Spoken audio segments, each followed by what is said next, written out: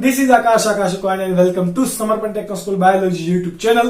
આપણે અત્યાર સુધી 4 ચેપ્ટર જોયા કે જેની અંદર આપણે પ્રાણીઓનું, વનસ્પતિનું કે કોઈ પણ સૂક્ષ્મ જીવોનું જેમ કે ફૂગ, બેક્ટેરિયા, વાયરસ, વિરોઇડ્સ આ બધાનું વર્ગીકરણ જોયું અને પ્રાણીઓને પણ વર્ગીકરણ કઈ રીતે કરી શકાય, સજીવોનું વર્ગીકરણ કઈ રીતે કરી શકાય એ વર્ગીકરણવાળો ટોપિક જોયું. હવે આપણે જે ટોપિક ભણવાનો છે એટલે કે આપણે અત્યાર સુધી એક એકમ પૂરું કર્યું. હવે આપણે બીજું એકમ શરૂ કરીશું કે જેની અંદર આપણે વનસ્પતિના કે પ્રાણીના બાહ્ય લક્ષણો કે આંતરિક લક્ષણો વિશે વાત કરવાની છે. એટલે બહુ બધા ઉદાહરણ આમાં પણ યાદ રાખવાના છે, પણ જેટલામાં વર્ગીકરણ આપણે કરેલું એટલા બધા નહીં. તો ટફેસ્ટ પાર્ટ હતો 11મા ધોરણનો એ આપણે પૂરો કરી દીધો. અઘરો પાર્ટ કે જે ઘણા લોકોને હોય કે ઘણા બધા ઉદાહરણ છે તો યાદ રાખવામાં તકલીફ પડતી હોય, પરંતુ એને તમારે વ્યવસ્થિત તમે ચાર્ટ બનાવીને કરો તો યાદ રહી જતું હોય. તો આજના લેક્ચર એટલે કે ચેપ્ટર નંબર 5 ચેપ્ટરનું નામ છે સપુષ્પી વનસ્પતિની બાહ્યાકાર રચનાઓ. સમજીએ પહેલા સપુષ્પી વનસ્પતિ એટલે જે કોઈ પણ વનસ્પતિ પુષ્પ ધારણ કરી શકે છે એવી વનસ્પતિને શું કહેવાય? સપુષ્પી વનસ્પતિ. બાહ્યાકાર રચનાઓ એટલે જે આપણને દેખાય છે, બરાબર, બહારથી જે કંઈ પણ દેખાય છે એની વાત કરવાની. એની અંદર કયા પ્રકારનો કોષ છે અને એની અંદર રંગસૂત્ર કયું છે, જલવાહક પેશી એની કઈ રીતે પાણી ઉપર નીચે કઈ રીતે જાય, ખોરાક કઈ રીતે બનાવે, એની અત્યારે વાત નથી કરવાની. આપણને બહારથી કેટલું દેખાય છે તો કે પાંદડા દેખાય, ફૂલ દેખાય, ફળ દેખાય, પ્રકાંડ દેખાય એટલે કે ડાળી દેખાય અને મૂળિયા દેખાય. આપણે એવી રીતે જજ કરતા હોઈએ ને, તો એ રીતેનો અભ્યાસ એને શું કહેવાશે? બાહ્યાકાર રચનાઓ. અહીંયા તમે ચાલતા પણ તમે આ સ્ટડી કરતા જાઓ. આજે તમે ભણ્યું છે, હવે તમે ક્યાંક ચાલતા હોય તમે એમ જુઓ કે અચ્છા આ કઈ રીતના આનું પ્રકાંડ છે, કઈ રીતનું મૂળ છે, કઈ રીતના આના પાંદડા ગોઠવાયેલા છે, કઈ રીતે આનું ફૂલ ગોઠવાયેલું છે. અથવા તો તમને કોઈ ફૂલ આપે ગુલાબનું તો એની અંદર તમે જો કે ન પણ આપે તો તમે આવું કઈ કહી શકો કે ગુલાબની અંદર પુંકેસર કેટલા છે, સ્ત્રી કેસર કેટલા છે, કઈ રીતે જોડાયેલા છે. આપણે બહારથી જ જોઈ શકીએ એવી અભ્યાસ એટલે કે એવો અભ્યાસ કરવાનો છે, એને શું કહેવાય? બાહ્યાકાર રચનાઓ. અને જે કોઈ પણ વિદ્યાની અંદર બાહ્યાકાર રચનાનો અભ્યાસ કરવામાં આવે એને શું કહેવાય? બાહ્યાકાર વિદ્યા. શું કહેવાશે? બાહ્યાકાર વિદ્યા. આપણો પહેલો ક્વેશ્ચન છે આ ચેપ્ટરનો, સપુષ્પી વનસ્પતિના વિવિધ ભાગો સમજાવો. ઓબ્વિયસલી આપણે શું કરવું પડે? આકૃતિ દોરવી પડે. હવે તમને ખબર કે આપણે આવૃત બીજધારી વનસ્પતિ ચેપ્ટર નંબર 3 ની અંદર ભણી ગયા કે જેની અંદર સુવિકસિત પુષ્પો હતા. તો આપણે એમાં ભણી ગયા કે એનું વસવાટ જલોદભીદ, લવણોદભીદ આ બધું જ હતું. એટલે કે વસવાટ કેવો હતો? સાર્વત્રિક. આ સાર્વત્રિક વસવાટ છે અને આ વનસ્પતિ આપણે ક્યાંય પણ નરી આંખે જોઈએ એટલે આપણને બધે દેખાય જ જાય. ઓકે, આમ તમે જોતા હોય પીપળો, આસોપાલવ આ બધા જ કેવા છે? આવૃત બીજધારી સપુષ્પી વનસ્પતિ. ઓકે, તો એના આપણે પાઠ ભણવાના છીએ. તો લાક્ષણિક વનસ્પતિનો આપણે પહેલા આકૃતિ દોરશું. લાક્ષણિક વનસ્પતિના છોડની આકૃતિ. તો આ શું છે? તો કે ડાળખી નહીં. આ શું છે? જમીન. જમીનની અંદર શું હશે? તો કે જમીનની અંદર શું હોય? મૂળ હોય.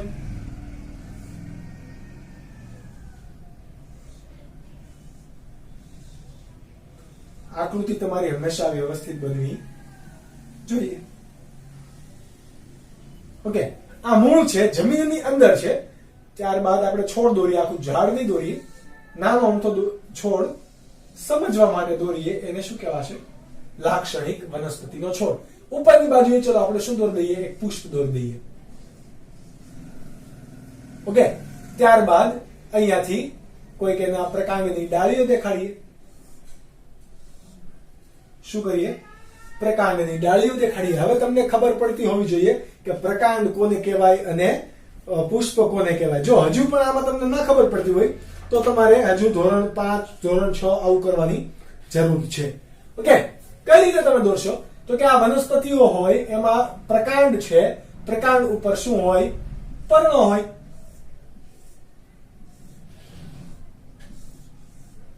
ઓકે, આવો કોઈક આપણે વનસ્પતિનો છોડ હોય કે જેની અંદર આ જમીનની નીચેનો ભાગ છે એ ભાગને શું કહેવાશે? ભૂમિગત ભાગ. જ્યારે જમીનની ઉપરનો ભાગ છે એ ભાગને શું કહેવાશે? હવાઈ ભાગ. ભૂમિગત ભાગ જે છે એની અંદર શું છે? મૂળ. પણ ખાલી એક મૂળ નથી, મૂળની અંદર વિવિધ રચનાઓ પણ હશે કે ભૂમિગત ભાગ વનસ્પતિનો શું રચે આપણે કહી શકાય? મૂળ તંત્ર રચે. જ્યારે આ હવાઈ ભાગની અંદર પ્રકાંડ છે, પર્ણ છે, પુષ્પ છે, હજી ફળ પણ આવશે. ઓકે, તો એની અંદર આ બધા ભાગ કે જે સંયુક્ત રીતે જોડાઈને શું બનાવે એને કહેવાય પ્રરોહ તંત્ર. શું કહેવાશે? પ્રરોહ તંત્ર. એટલે આપણે બે તંત્ર રહેશે, પ્રરોહ તંત્ર અને મૂળ તંત્ર. આ પ્રરોહ તંત્ર શું ધરાવે તો કે પર્ણ. આ શું છે આપણા પર્ણ. ત્યારબાદ આ આપણું પ્રકાંડ, આ પુષ્પ. અને પુષ્પ શું ધારણ કરે? પુષ્પ શું ધારણ કરે? ફલન બાદ ફળ. અને ફળ શું ધરાવે? બીજ. આ બીજ કેવા હોય? આવૃત બીજધારી વનસ્પતિના ફળ વડે ઢંકાયેલા. એટલા માટે આપણે ફળ અને બીજનો સમાવેશ કર્યો. હવે તમને ઘણાને એવો પાછો પ્રશ્ન થઈ જાય કે સર પુષ્પમાંથી ફળ થાય? તો કે યસ, ફળ ક્યાંથી થશે? પુષ્પમાંથી. જ્યારે પણ પરાગનયનની ક્રિયા પૂરી થશે ત્યારે પુષ્પના દલપત્રો એટલે કે પાંખડીઓ બધી ખરી જશે અને એના બીજાશયનો વિકાસ થઈને ફળમાં ફેરવાશે. એની અંદર આવેલું અંડક એ શેમાં ફેરવાઈ ગયું હોય? બીજમાં, કે જે શું ધરાવતું હોય? ભ્રૂણ ધરાવતું હોય. બરાબર? સફરજનના બીજ, પપૈયાના બીજ, તરબૂચના બીજ, સીતાફળના બીજ, ચીકુના બીજ અને મકાઈ કે પછી તમે ઘઉં, ચોખા, આ બધા એક પ્રકારનું શું છે? બીજ જ છે. શું છે? બીજ. તો આ એક વસ્તુ તમારે ખાસ કરીને યાદ રાખવાની છે. હવે આપણે જોઈએ કે સપુષ્પી વનસ્પતિના વિવિધ ભાગો. તો આ તમારે વિવિધ ભાગો વર્ણવી દેવાના. હવે ભાગની અંદર શું હોય છે? ભૂમિગત ભાગની અંદર શું હોય છે? બહુ સિમ્પલ છે. તમને આકૃતિ પણ પૂછે તો આવડતી હોવી જોઈએ. પણ હવે આવડો મોટો તમારું ચેપ્ટર એમાંથી કઈ તમને સાવ આવું ઈઝી પૂછે તો કે નહીં. બરાબર? હવે આપણે થોડુંક જઈએ ડીપમાં. કેમાં જઈએ? ડીપમાં. તો આપણને એમ થાય કે આ મૂળ અને પ્રકાંડનો વિકાસ ક્યાંથી થાય? કહાં સે આયા હે, ये कहां से निकलेगा, એવું કંઈક પણ તમને ક્વેશ્ચન થાય. તો તમે જ્યારે કોઈ પણ બીજ ને જમીનની અંદર વાવો છો તો એ બીજની અંદર શું રહેલું હશે? ભ્રૂણ. શું રહેલું હોય? ભ્રૂણ. ભ્રૂણને આપણે અહીંયા ડિટેલમાં ઝૂમ કરીએ. શું કરીએ? ઝૂમ. તો એ ભ્રૂણની અંદર આવા બે ભાગ રહેલા હોય. ત્રિશુળ કે એવી કોઈ નથી. બરાબર? આ અને આ બંને શું છે? એના બીજપત્રો. આ બીજપત્રોનું કામ શું હશે? બીજ જ્યારે સુષુપ્ત અવસ્થામાં છે એટલે કે ખીલ્યું નથી, બીજનું અંકુરણ થયું નથી કે બીજના કોટા ફૂટ્યા નથી, એ અવસ્થામાં બીજને જીવંત રાખવા અને પોષણ પૂરું પાડવા ખોરાક કોણ પૂરું પાડે? બીજપત્રો. એટલે ખોરાકનું એ સંગ્રહ સ્થાન છે. ત્યારબાદ એની ઉપરના બાજુ શું આવેલું હોય? આધિસ્કંદ. શું આવેલું હોય? આધિસ્કંદ. અને નીચેની, જો તમને ઉપરની બાજુ દેખાય છે એ શું છે તમારું?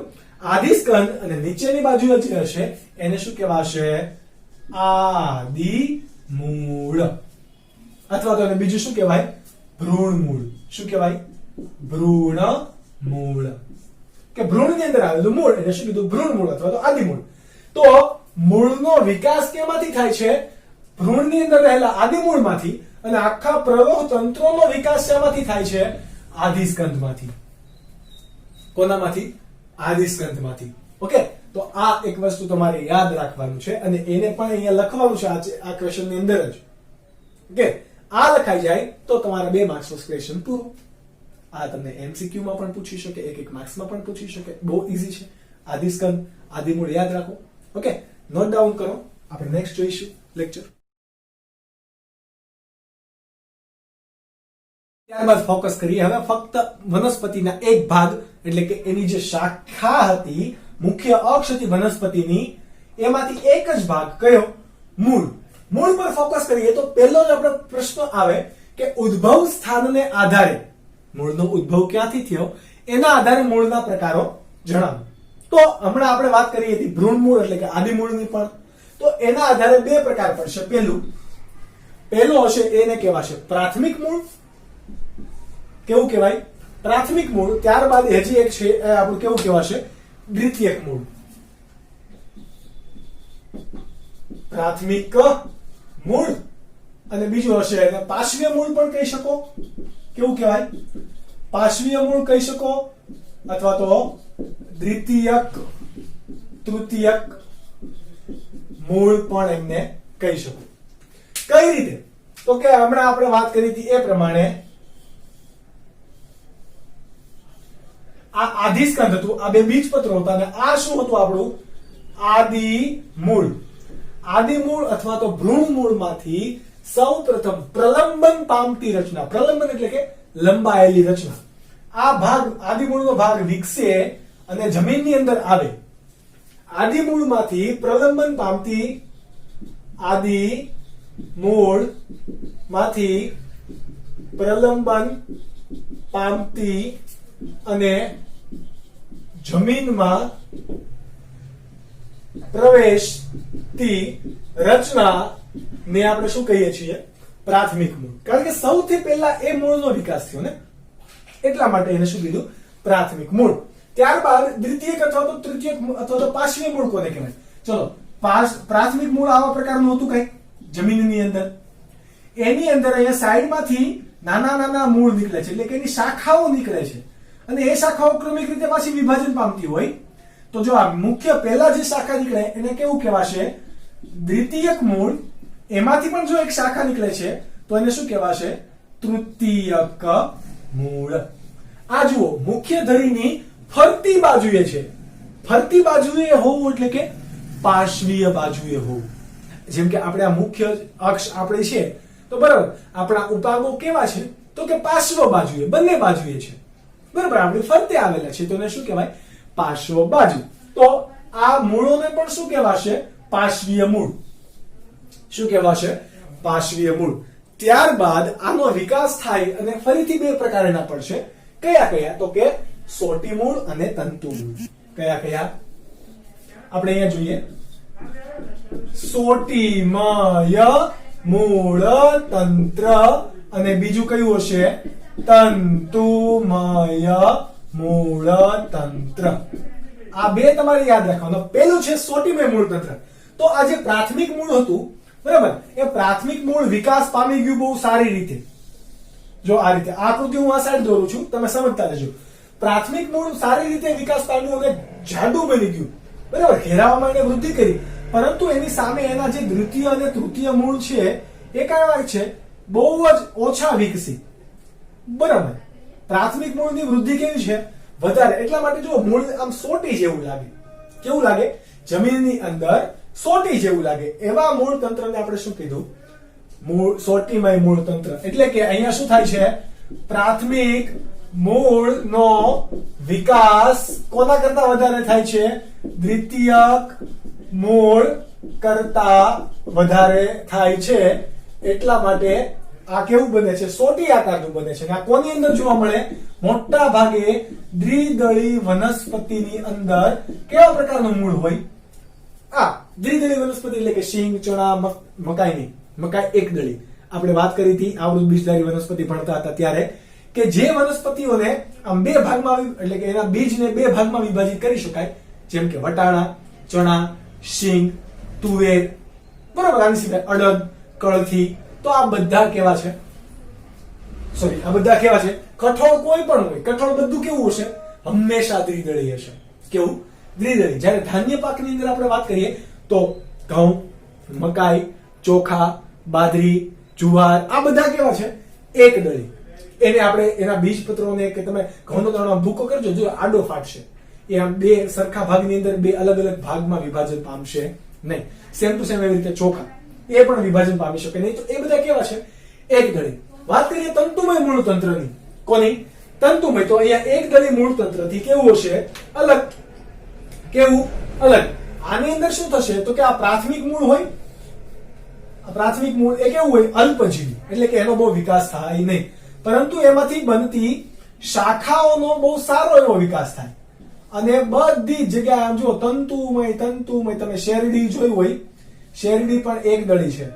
એના તમે પાન જોજો, એની અંદર સમાંતર શિરાવિન્યાસ હશે અને શેરડીના મૂળ જોજો બરાબર, એ આવી રીતે આમ ફેલાયેલા હોય. તંતુમય.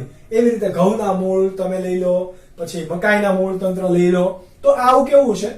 પ્રાથમિક મૂળનો વિકાસ કેવો છે? પ્રાથમિક મૂળ કેવું છે આપણા પાસે? અલ્પજીવી. એની સાપેક્ષે દ્વિતીયક અને કેવું?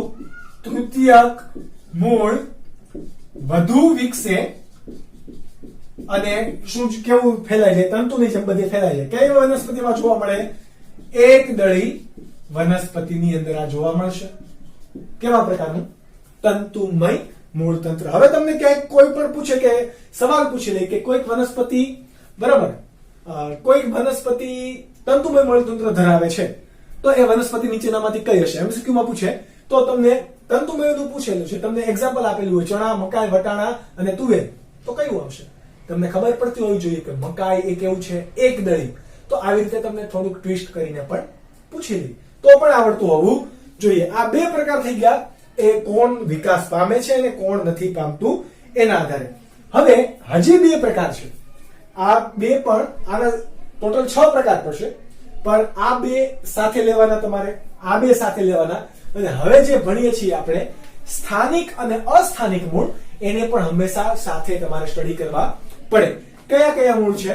તો કે આપણે એને રોમન આંક વડે દર્શાવીએ. હવે કયા કયા?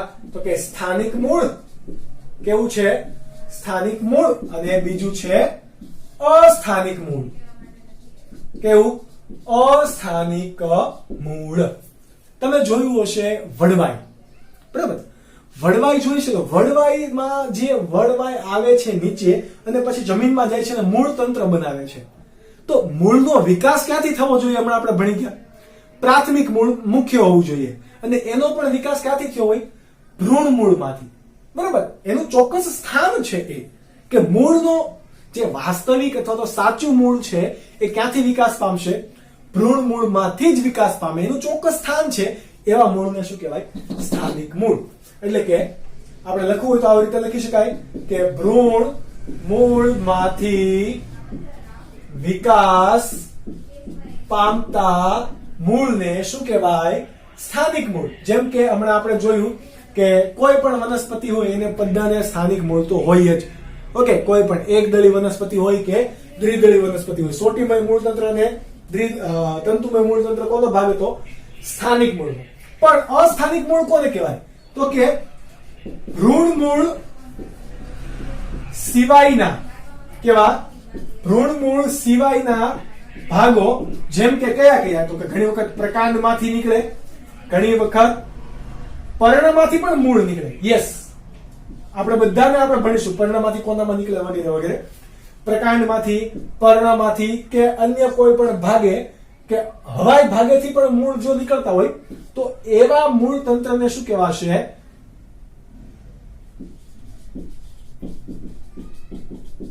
એવા મૂળ તંત્રને શું કહેવાશે? અસ્થાનિક મૂળ. કે એનું ચોક્કસ સ્થાન નથી એ વિકસવાનું અને ગમે ત્યાંથી વિકસી જાય છે, તો એ અસ્થાનિક મૂળ કહેવાશે. ઓકે, તો એની અંદર કોનો સમાવેશ થાય છે? તમે જોશો વડવાઈ એટલે કે વડનું ઝાડ જે હોય, વડના ઝાડની અંદર આ એનું મુખ્ય શાખા છે, બરાબર? તો આ એનું મુખ્ય મૂળ હશે, તો એ સ્થાનિક તો છે, પરંતુ એની શાખા લંબાઈ જાય છે, પછી શાખાની અંદરથી વડવાઈ નીકળે છે. આવી એ વડવાઈ જ્યારે જમીનના સંપર્કમાં આવે ત્યારે એ ત્યાં શું બનાવે છે? મૂળ બનાવે છે. એ મૂળ હકીકતમાં ક્યાંથી આવ્યું? પ્રકાંડમાંથી બન્યું છે. એ અહીંયાથી ભ્રૂણ મૂળમાંથી, બીજમાંથી, વડના ટેટામાંથી બન્યું છે નહીં. એટલા માટે એને શું કહેવાશે? અસ્થાનિક મૂળ. એટલે કે વડના અંદર જોવા મળતું મૂળ કેવું જોવા મળે? અસ્થાનિક જોવા મળે. ત્યારબાદ અમુક ઘાસ હોય, કેવું? ઘાસ એક દળી હોય તો એ આ ઘાસ ઉગ્યું, બરાબર? ઘાસનો તો મને કેમ આપણે ડ્રો કરવું? આ રીતે ઘાસ ઉગ્યું, એના મૂળ અહીંયા છે, આ જમીન છે, એના મૂળ આવી રીતે છે. અમુક આ મૂળ છે એ મૂળની અંદરની આવી રીતે આપણે દોરી શકીએ. આ થોડોક નાનો એવો પ્રકારનો ભાગ હશે, આ ભાગ મૂળ છે. એ પ્રકારના ભાગેથી કોઈક એક શાખા અહીંયા વિકાસ પામે છે અને અહીંયા જાય છે. ત્યાં પણ શું બનાવે છે? મૂળ તંત્ર બનાવે છે અને ત્યાં નવું છોડ વિકસાવે છે. ત્યાંથી ફરીથી આમ. પણ એનો વિકાસ જો બીજમાંથી થયો છે નહીં, ભ્રૂણમાંથી થયો છે નહીં, શાખામાંથી થયો છે તો કે યસ. એટલા માટે એને શું કીધું? અસ્થાનિક મૂળ. જેમ કે ઘાસ છે અને મોન્સ્ટેરા જેવી વનસ્પતિનામાં પણ શું જોવા મળે? મોન્સ્ટેરા. વનસ્પતિમાં પણ શું જોવા મળે? અસ્થાનિક મૂળ તમને જોવા મળશે. આ એક વસ્તુ ખાસ યાદ રાખવાનું. હવે તમારે શું યાદ રાખવાનું, આ તમે નોટ ડાઉન કરી શકો અને સ્ક્રીનશોટ પણ તમને આમનો મળી જશે.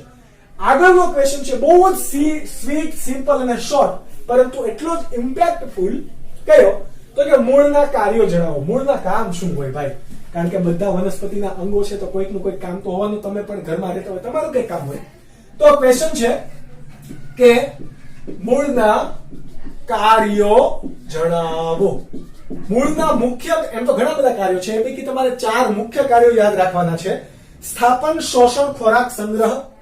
પેલું છે સ્થાપન, ત્યારબાદ શોષણ, ત્રીજું ખોરાક સંગ્રહ, અને ચોથું તમારે યાદ રાખવાનું છે વૃદ્ધિ નિયામકો, એટલે કે સંશ્લેષણ કરતું હશે પોતે કંઈક.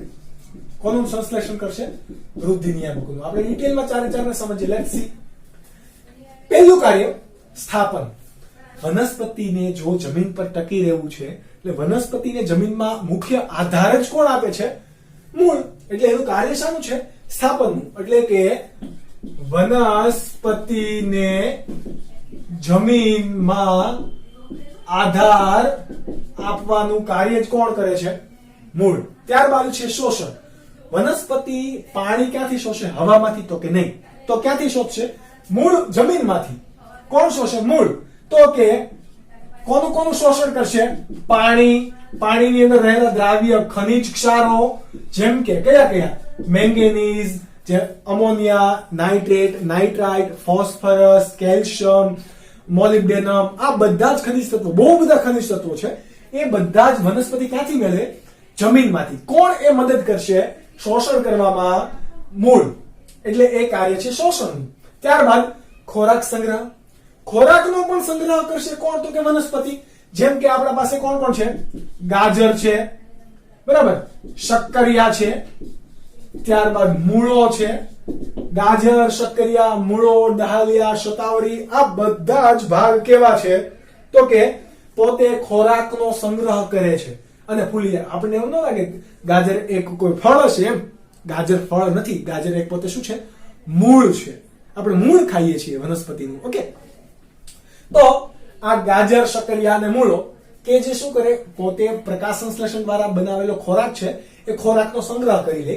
એ ખોરાકનો સંગ્રહ પોતાના માટે કરે છે કે આપત્તિજનક સ્થિતિની અંદર એ વનસ્પતિને પોષણ પૂરું પાડી શકે. પરંતુ આપણે એનો પહેલા જ નાશ કરી દઈએ. એટલે કે આપણે જેનો સ્વાહા, પિઝાની અંદર કે ગમે એને શેરો બનાવી નાખીએ, હલવો બનાવી નાખીએ, અને આ તો ખબર નહીં કોઈને ભાવતો હોય તો કંઈક બનાવે એમ. ત્યારબાદ છે સંશ્લેષણ. શાનું સંશ્લેષણ કરશે? તો કે વનસ્પતિના આપણે શું કહેવાય એને? અંતઃસ્ત્રાવોનું સંશ્લેષણ કરશે, કે જેને બીજું પણ કહેવાય વૃદ્ધિ નિયામકો. શું કહેવાશે? વૃદ્ધિ નિયામકો. ઇંગ્લિશમાં એને કહેવાય પ્લાન્ટ ગ્રોથ હોર્મોન અથવા તો પ્લાન્ટ ગ્રોથ રેગ્યુલેટર્સ, એટલે કે PGR. પ્લાન્ટ એટલે કે વનસ્પતિ, ગ્રોથ એટલે કે વિકાસ, હોર્મોન એટલે કે અંતઃસ્ત્રાવ, રેગ્યુલેટર એટલે કે નિયામકો, કે જે નિયમન કરશે એ. આપણને ખબર છે આપણા શરીરની વૃદ્ધિ વિકાસ પર કોણ સૌથી વધારે અસર કરશે? અંતઃસ્ત્રાવો. તમે આવું ભણી ગયા. જેમ કે ગ્રોથ હોર્મોન હોય, બરાબર, ઇન્સ્યુલિન હોય. આ બધા અંતઃસ્ત્રાવોની ક્યાંક ને ક્યાંક અસર છે આપણા વૃદ્ધિ કરવા માટે, આપણું શરીરનું કદ વધારવા માટે. તમે ધોરણ 10 ની અંદર પણ ભણી ગયા. એવી રીતે જ વનસ્પતિની પણ વૃદ્ધિ કરવા માટે. તમને ખબર છે વનસ્પતિની વૃદ્ધિ જીવન પર્યાપ્ત થયા જ રાખે. જ્યારે પ્રાણીની વૃદ્ધિ કેવી છે? મર્યાદિત. ચેપ્ટર નંબર 1 રેફરન્સ અહીંયા તમે જોડી શકો. તો આ માટે પણ કોણ જવાબદાર? વૃદ્ધિ નિયામકો, કે જેનું સંશ્લેષણ કોણ કરવામાં કરશે? જો કે કરવામાં મદદ કરે છે કોણ? મૂળ. તો આ એના મુખ્ય 4 કાર્યો છે. આની સિવાયના બહુ બધા કાર્યો છે, જેમ કે એ જમીનને જકડી રાખે છે, બરાબર, જેથી જમીનનું ધોવાણ, પાણી આવે કે પૂરના સમયે પણ જમીનનું ધોવાણ થતું નથી. એ વનસ્પતિ ત્યાં રહે છે તો એની આસપાસ મૂળ સાથે રહેતા ઘણા બધા સૂક્ષ્મજીવો, બેક્ટેરિયાઝને આશરો આપશે, પોષણ આપશે. તો એક સહજીવન કરીને પોતે નિવસન તંત્ર પણ જાળવી રાખે છે. તો આ વાત હતી કોની? મૂળની. નેક્સ્ટ લેક્ચરની અંદર મૂળના અંદર આપણે મૂળના વિવિધ ભાગો વિશે ભણીશું, જેમ કે મૂળના પ્રદેશો છે, મૂળ તો અપ્રદેશ વર્ધનશીલ પ્રદેશ, એમાં ઓલા નાના નાના રેસા જેવું નીકળ્યું હોય કે જેને મૂળ રોમ કહેવાય. ઓકે, અને મૂળનો ક્યાં ક્યાં ઉપયોગ થાય અને એનું રૂપાંતરણ મૂળનું કેવું કેવું થાય એ પણ આપણે ભણીશું. ઘણામાં રક્ષણ માટે છે, ઘણામાં પ્રકાશ સંશ્લેષણ કરશે, ઘણામાં ખોરાક સંગ્રહ કરશે, વગેરે વગેરે, વાનસ્પતિક પ્રજનન કરશે. તો એ ભણીશું લેક્ચર નંબર 2 માં. ત્યાં સુધી તમે આ વાંચતા રહો. લેક્ચર નંબર 1 આપણે અહીંયા ફિનિશ કરીએ છીએ. મળીશું લેક્ચર નંબર 2 ની અંદર. ત્યાં સુધી તમે નોટ ડાઉન કરો, સ્ક્રીનશોટ તમને મળી જશે. Bye bye and take care.